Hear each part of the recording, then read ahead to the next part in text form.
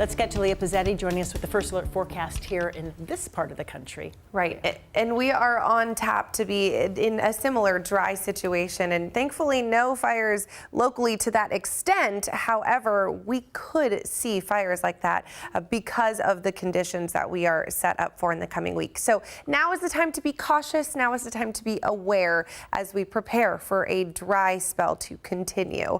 What I love from this view from Bellingham, which I have showed continuously throughout the evening, is that we still have daylight, even though sunset was more than an hour ago now.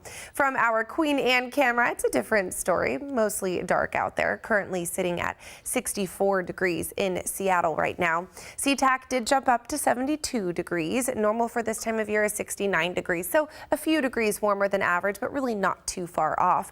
And once again, no rain in the gauge today, and so that does continue to worsen that deficit. For the calendar year, we're down more than 6 inches of rain at SeaTac, below where we should be for this time of year.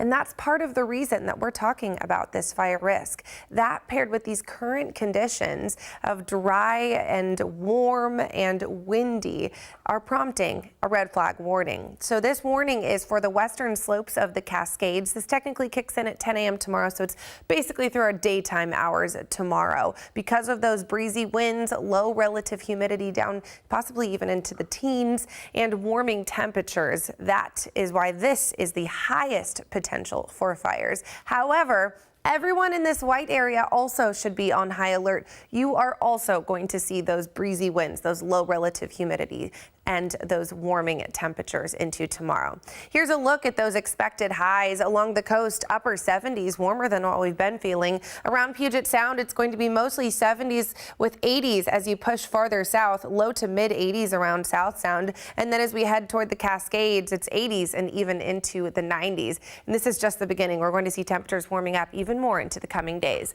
Up to the north, you'll wake up to temperatures in the upper 40s, and then we'll spend most of our afternoon hours in the 70s. Plenty of sunshine across the board. Kitsap Peninsula, you'll spend the morning in the 60s and then looking to get up to about that 80-degree mark in the afternoon. Also lots of sunshine.